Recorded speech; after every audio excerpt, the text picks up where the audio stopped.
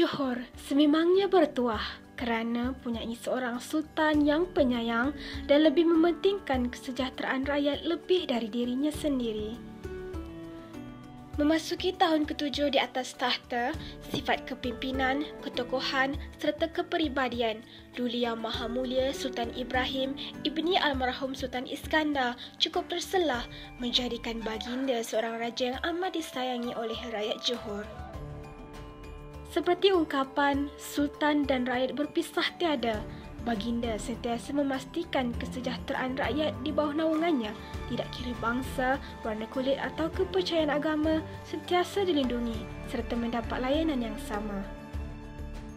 Selain program Gembara Mahkota yang berjaya mendekatkan institusi istana dengan rakyat, Sultan Ibrahim gemar mendekati rakyat dan sering dilihat mengetepikan protokol dengan bersantap bersama Raja Jelata di gerai-gerai makan.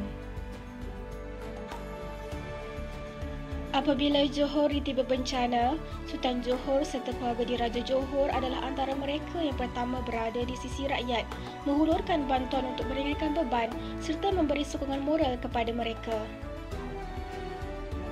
Semoga Allah sentiasa mempermudahkan dan memberkati Sultan Johor sekeluarga.